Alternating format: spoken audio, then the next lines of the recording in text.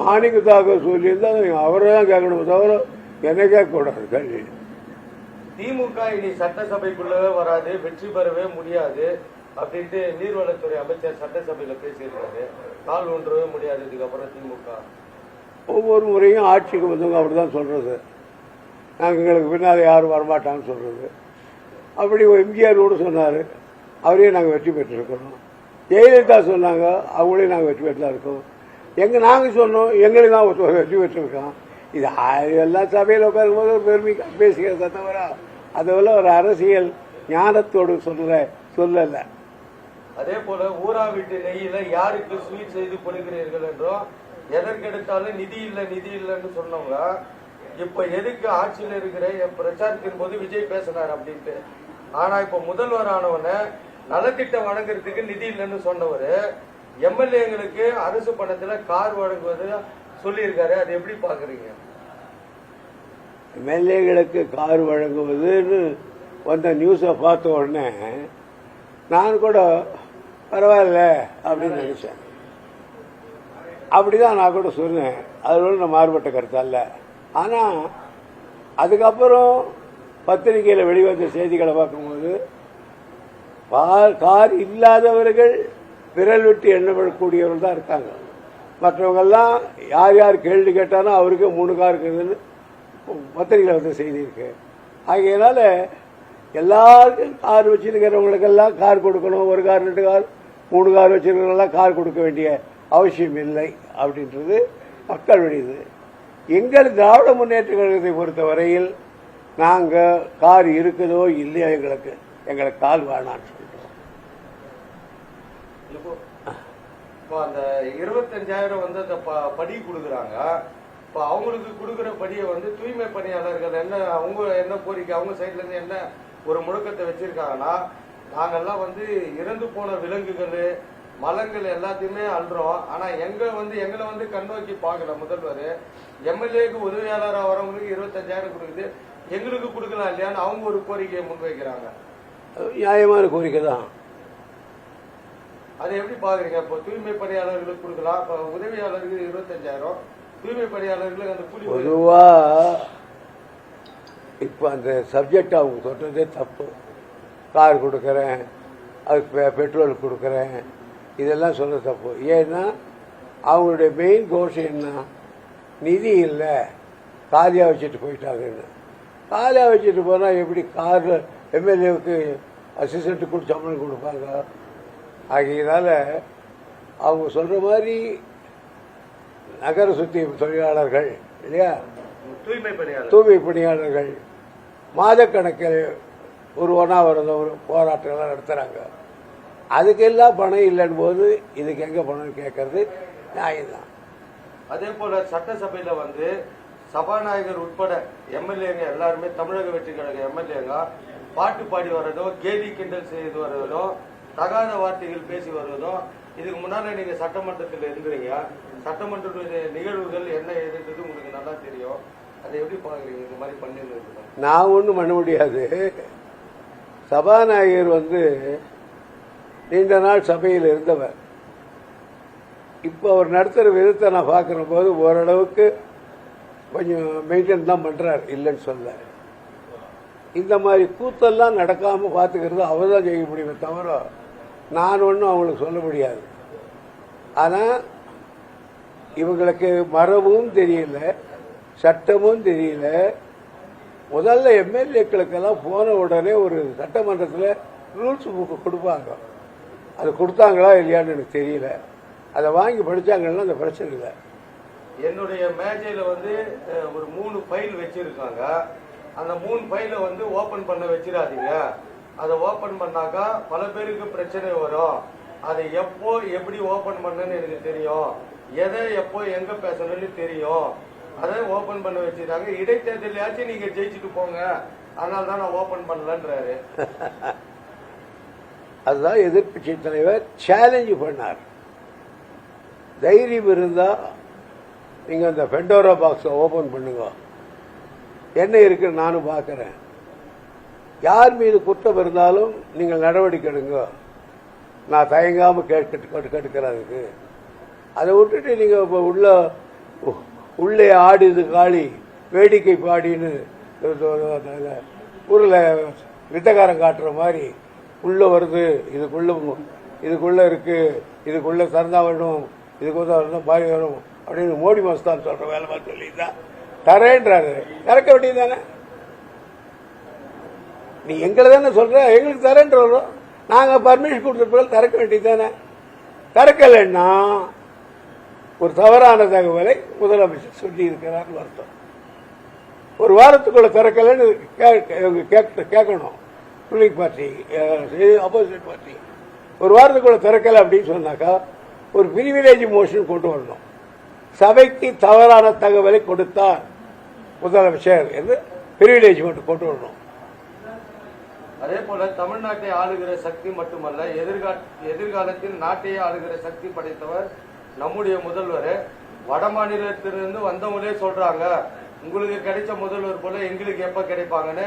பர்டிகுலரா அமித்ஷா வந்த மீட்டிங் மேற்கோள் காட்டி செங்கோட்டையன் சொல்லியிருக்காரு, இந்தியாவே ஆளும் சக்தி படைத்தவர் விஜய்னு.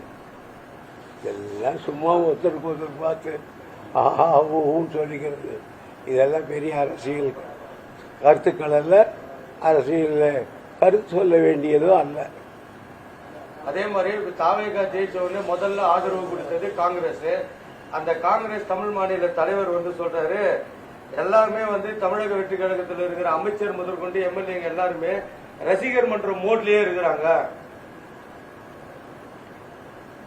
அவர்களை மாற்ற முடியாது அப்படின்னு அவரே சொல்லி இருக்காரு.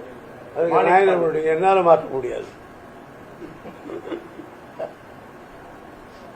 ஒரு கட்டத்துல வந்து அமைச்சர்னா துரைமுருகன், எம்எல்ஏனா ஞானசேகரன் அப்படின்ற ஒரு வேலூர் அடையாளம் இருந்தது சட்டமன்றத்துல.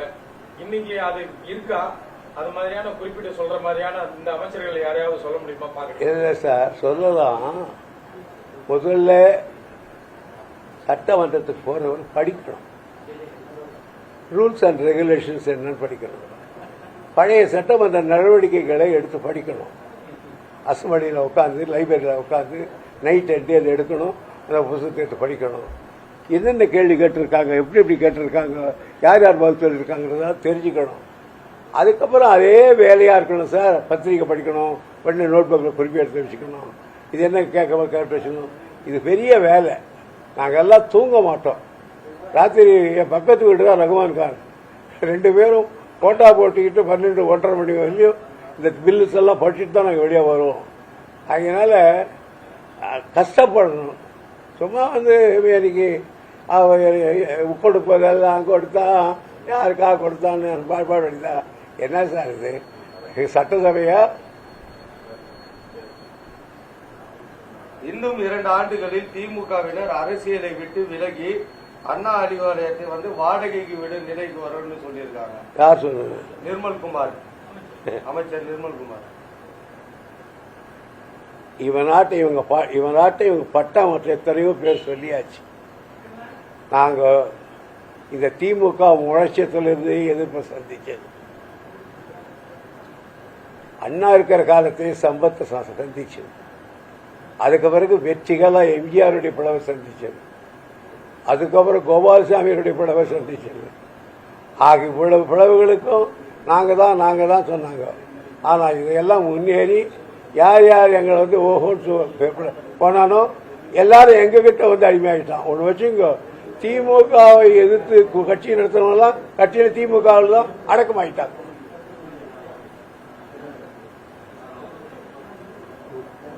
நீங்க பெரிய அளவுல வந்து நீர்வளத்துறைக்காக எல்லாமே அந்த கோப்புகள் எல்லாமே அதனுடைய தகவல் எல்லாம் விரல் நுழையில வச்சிருப்பீங்க. நீங்க வந்து நீர்வளத்துறையில வந்து நீங்க அமைச்சரா இருக்கும் போது அதனுடைய எல்லாமே பொதுப்பணித்துறை அமைச்சராக இருக்கும்போது சரி, இப்போ சரி, எல்லாமே வந்து விரல் நுழையில வச்சிருப்பீங்க. அதே துறைக்கு இப்ப இருக்கிற ஒரு புசி ஆனந்தம் அமைச்சர், இந்த 2 வேறுபாடு நீங்க எப்படி பாக்குறீங்க? நான் இன்னொரு மந்திரியை பற்றி குறை சொல்ல விரும்பல. ஆனா அவருடைய ரிப்ளையை பார்த்தேன். நான் என்னுடைய மானிய கோரிக்கை ரிப்ளைய என்னுடைய இலாக்காவிலிருந்து ஒரு வரி கூட சொல்லாம அவங்க முதலமைச்சர் பற்றி புகழ்ந்தே பேசிக்கிட்டு போயிட்டாரு. ஒரு டிமாண்ட்ஸை பற்றியோ இல்லை என்ன செய்ய போறோம் நீர்வளத்துறையில் இன்னும் என்ன நாங்கள் செய்து தப்பா செய்யிட்டோம், எங்கே அவங்க திருத்துறாங்கன்னோ அதை பற்றி கொண்டு சொல்ல பாவம். அவ்வளோதான். எனக்கு தெரியும் அந்த இலாக்காவை சாதாரணமான கையாள முடியாது. எனக்கு கலைஞர் கொடுக்கும்போதே 79 யோதரை தலைவர் என்கிட்ட ரொம்ப கலைஞர் அண்ணா அவர்கள் இது ரொம்ப மக்களோடு சம்பந்தப்பட்ட பிரச்சனை, கருணாநிதி இது தர்றவங்கிட்ட சொன்னார். நான் அதங்கிட்ட கொடுக்குறையா அப்படின்னு சொன்னார் கலைஞர். அதனால்தான் நான் அது ஒரு பாடம் மாதிரி படிப்பேன் சார். நான் ராத்திரி பகலும் பாடம் மாதிரி படிப்பேன். இப்போ படிச்சுக்கிட்டா இருக்கேன். இப்போ வாங்க அவங்க பெட்ரூம் காமிக்கிறேன், அந்த புத்தகம் தான் இருக்கும். எந்த நாடு ஓடுதோ அந்த புத்தகத்தை படிச்சுட்டு இருப்பேன். சும்மா வந்துட்டு பேசிட்டு போகிறதால சரியாக வராது. முதல்ல இருந்து வால்யூமாக ஜட்ஜ்மெண்ட் வந்துருக்கு. இந்த வால்யூத்தை பார்த்துருக்காங்களான்னு கேளுங்க, 4 வால்யூம் பார்த்துருக்காங்களான்னு கேளுங்க. ஃபைனல் ஜட்ஜ்மெண்ட் என்ன சொல்லியிருக்கான்னு கேளுங்க. அது இங்கிலீஷில் இருக்கு, அது தெரியுமான்னு கேளுங்க. என்னத்தா இருக்கலாம். அதே மாதிரி நகராட்சி ஊராட்சியில் இருக்கிறவங்களுக்கு எல்லாம் கார் கொடுக்கும்போது எம்எல்ஏங்களுக்கு கொடுக்கறதுக்கு என்ன தவறு? ஊராட்சி நகராட்சி மட்டத்தில் நீங்க தவறோ தவறு இல்லையோ நீங்க சொன்னதால் தான் நான் சொல்றோம். அப்போ நாங்கள் பணம் இருக்குது கொடுத்தோம் ஊராட்சிக்கு. நான் பணம் இருக்குன்னு சொல்லிட்டு கொடுத்தோம். நீ பணம் இல்லைன்னு சொல்லிட்டு கொடுக்குற, அதான் வித்தியாசம். அதே போல முதல்வர் விஜயனுடைய 100 நாட்கள் ஆட்சியில் சொன்னதை செய்து சாதனை படைத்துள்ளாரு. லஞ்சத்தால் பாதிக்கப்பட்ட மக்கள் இனி லட்சக்கணக்கில் பணம் கட்ட வேண்டாம் என்ற நிலையை உருவாக்கி இருக்காரு. லஞ்சத்தை ஒழிச்சு மக்கள் இப்ப லட்சக்கணக்கில் எதுக்குமோ பணம் கொடுக்குவானான்ற நிலையை உருவாக்கிறாரு. வைகோ சொல்லியிருக்காரு, புகழாரம் சொல்லியிருக்காரு. வேற யாருன்னா சொல்லுங்களேன். அவங்களோட எம்எல்ஏ நம்ம கூட தாங்க வேற யாரும் அவங்க வந்துட்டாங்க. அவங்க எனக்கு இந்த 100 நாள் ஓடுற படம் எல்லாம் 100வது நாளுக்கு அப்புறம் தியேட்டர்ல ஒரு பாகம் தான், ஒரு சீன் மட்டும், ஒரு இது ஷோ மட்டும் தான் ஓடும். அது மாதிரி தான் விஜயோட இதுன்னு சொல்லிட்டு மக்கள் பரவலா பேசுறாங்க. எனக்கு சினிமா பற்றி தெரியாது சார், நான் அதை பதில் சொல்ல விரும்பல. அதே போல சட்டமன்றத்தோட எல்ஓபி இவர் உதயநிதி, அவர் உதயநிதி கேள்வி எழுப்பும் போது தக்க பதில் கொடுக்க வேண்டிய முதல்வர் பதில் கொடுக்கறது இல்ல. சம்பந்தமே இல்லாத துறை அமைச்சர்கள் மாறி மாறி மாறி நீர்வளத்தை கேட்டா பொதுப்பணியை சொல்றாரு, பொதுப்பணியை கேட்டா இந்த அறநிலையத்துறை சொல்றாரு, இந்த அறநிலையத்துறையை கேட்டா கல்வித்துறை அமைச்சர் சொல்றாரு. அந்தந்த துறை சார்ந்த அமைச்சர்கள் யாருமே பதில் கொடுக்க. அதுதான் சொல்றேன் நான். அவங்களுக்கு விதியும் தெரியல, சட்டமும் தெரியல. இதை திருத்த வேண்டியவர் concern minister is such and such and minister, other should not interview the matter சபாநாயகர் சொல்லணும். அவர் பாவம் மேல உட்கார்ந்து தத்தடிச்சுக்கிட்டு இருக்கிறாரு. அதுதான் சார். இப்போ எதிர்கட்சி தலைவர் ஒரு கேள்வி எழுப்பும் பொழுது அந்த பதில முதல்வர் தான் கொடுக்கணும். முதல்வர் உட்கார்ந்து இருக்கும் போதே தான் உதயநிதி எழுப்புறாரு, ஏன் அந்த ஃபைல ஓபன் பண்ணல? அப்ப தைரியமா எழுந்து மத்த போன சட்டமன்றத்துல எல்லாம் எழுந்து பதில் சொல்லுவாங்க. இவரு பதிலே சொல்ல மாட்டேன்றாரு, மௌனமாவே இருக்காரு. ஏன் அது எப்பனா ஒரு முறை முதலமைச்சர் கேள்வி கேட்டா கூட மற்ற மந்திரிகள் எழுந்து பதில் சொல்றான்னு சொன்னீங்கல்ல. இன்னைக்கு முதலமைச்சருடைய 3 ஃபைல வெளியில் கொண்டான்னு கேட்டார்கள் சுதாரி. முதலமைச்சர் பேசாம இருக்கிறாரு. இப்ப இவங்களை எழுந்து பதில் சொல்ல பார்க்கலாம், இவங்களை எழுந்து பதில் சொல்ல பார்க்கலான்னு. ஆகையினால எந்தெந்த மந்திரி எதுக்கு பதில் சொல்லணுமோ அதுக்கு தான் பதில் சொல்லணும். அதனால எனக்கு முந்திரி கொட்டை மாதிரி அடிக்கடிக்கு எழுதக்கூடாது. அது சபை கண்டியும் இல்லை. சபாநாயகர் இன்னும் கொஞ்சம் கண்டிப்பா இருக்கணும். சபாநாயகர் நல்லவர், I know him past so many years, எனக்கு தெரியும். ஆனா பண்ண ஒரு வரலாறு பண்றாரு. பட் ஸ்டபன் கவர், அந்த சபை கையில் வைக்கணும், அப்படி இருக்கணும். அததான் சார் ஓபிஎஸ் சொல்றாரு. இவர் சட்டமன்றத்தோட ஒரு எல்ஓபி, ஒரு அமைச்சர் அந்தஸ்துல இருக்கிறவரு, ஒரு எதிர்கட்சி தலைவர் எழுந்து பேசும்போது அங்கங்க 4-5 நாள் அங்கங்க எழுந்து நிக்கிறாங்க. அந்த மாதிரி எழுந்திருக்க கூடாது, அந்த விதி கூட தெரியலையான்னு சொல்றாரு. அப்ப கூட அவங்க கேட்கல. அதே போல இன்னொரு குற்றச்சாட்டை வைக்கிறாரு. சட்டமன்றம் நடக்கும்போது அந்தந்த துறை அமைச்சர்களுடைய செக்ரட்டரிங்க உட்காரணும். ஒரு செக்ரட்டரி கூட 4 நாள் ஆள் இல்லைன்றாரு. அப்புறம் அந்த சட்டமன்றம் நடந்து என்ன பிரயோஜனம் இருக்குன்னு நீங்க நினைக்கிறீங்க? எந்த சட்டமன்றத்தினுடைய என்னென்ன சப்ஜெக்டுகள் வருதோ அன்னைக்கு சட்டத்துடைய அந்த டிபார்ட்மெண்ட்டுகள் பூரா அங்க உட்காரணும். ஏன்னு கேட்டா மினிஸ்டர்ஸ்க்கு பேசுறார் ஒருத்தர் எதிர்கட்சியார், தனக்கே சந்தேகம் வருது மினிஸ்டருக்கு.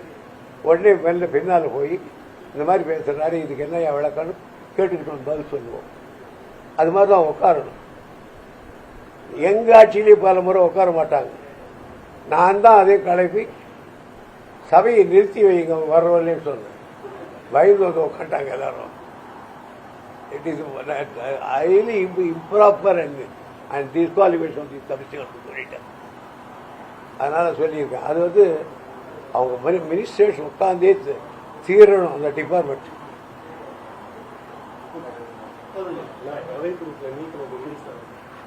இப்போ அவை குறிப்பிட்ட உதயநிதி சொன்னாரு, நீங்க வந்து லைவ் கொடுக்குறீங்க, லைவ் கொடுக்கறதுல வந்து அந்த மானிய கோரிக்கை மீதான விவாதம் போறதில்ல மக்கள் மத்தியில, தேவையில்லாத அந்த கண்டென்ட் எடுத்து யூடியூப் சோசியல் மீடியாலாம் போடுறாங்க அப்படின்னு ஒரு குற்றச்சாட்டு வச்சிருந்தாரு. அதுக்கு செய்தியாளர்கள் சபாநாயகர்கிட்ட கேள்வி எழுப்பும் பொழுது, அப்படி போடக்கூடிய ரீல்ஸுகளை, அவை குறிப்பில இருந்து நீக்கக்கூடிய ரீல்ஸுகளை யாராவது வெளியிட்டா அவங்க மேல தணிக்கை வாரியம் மூலியமா நடவடிக்கை எடுக்க முடியும்னு சொல்லியிருக்காங்க. அது பாசிபிள் ஆகுங்களா? தணிக்கை வாரியத்துக்கு எழுதி அவங்க நடவடிக்கை எடுத்து எழுதி போச்சு. முடிஞ்சா ரொம்ப தேங்க்ஸ். இவங்க கார் கொடுக்குறேன்னு இல்லையா, கார் கொடுக்குறேன்னு சொல்லியிருக்காங்கல்ல, விழுப்புரம் சைடுல வந்து ஊராட்சி மன்ற தலைவர்லாம் அவங்களுக்கு எம்எல்ஏ எங்களுக்கு கார் கொடுங்க, கார் கொடுக்குறீங்க, எங்களுக்கு வண்டி கொடுங்கன்னு கேக்குறாங்க. கேட்பாங்க இதெல்லாம். நமக்கு என்ன பண்றது? இப்படிதான் கேட்பான். ஒருத்தர் கொடுத்தா ஒருத்தன் கேட்பான். இதெல்லாம் சாப்பிட்டு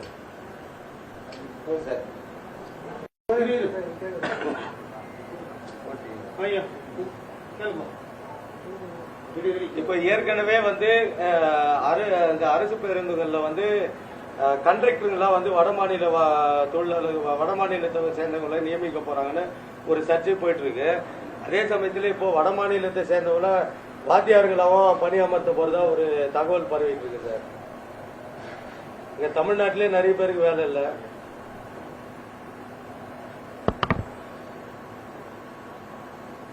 வடமாநிலத்திலிருந்து பல பேர் வந்து தமிழ்நாட்டில் வேலை செய்கிறாங்க. பீகார்காரர்கள் இல்லைன்னு சொல்ல, அவங்க இல்லைன்னாலே இந்த தொழிலாளிகள் கிடையாது. முன்னையெல்லாம் நமக்கு வேலைக்கு வருவாங்க. அவங்களுக்கெல்லாம் இந்த என்னது காலையில் போய் பண்ணுறாங்களே துப்புரவு இல்லை, பழக்குட்டி எல்லாம் சேர்ந்துக்கிறாங்க. 100 நாள் பணியாளராக போயிட்டாங்க. அவங்க எல்லாம் சேர்த்து வேற 300 வாங்கிட்டு உட்காந்துறாங்க. யாரும் இந்த வேலைக்கு வர்றதில்லை. கஷ்டப்பட்டு அவங்க தான் வேலை செய்துட்டு இருக்காங்க. அதுக்கு வரையும் தான் அவங்க அளவுல தவிர அதுக்கு மேல் கொண்டு அலோவ் பண்ண கூடாது. கூடுறதுக்கும் அவ்வளவு பெரிய நல்லதல்ல. அப்படி ஒரு நிலை ஏற்பட்டால் அது ஒரு புரட்சி ஏற்படும் தமிழ்நாட்டில். அதே போல சட்டசபையில உறவுகள் பேர் வச்சு மாமா மச்சான் அந்த மாதிரி எல்லாம் பேசுறாங்க.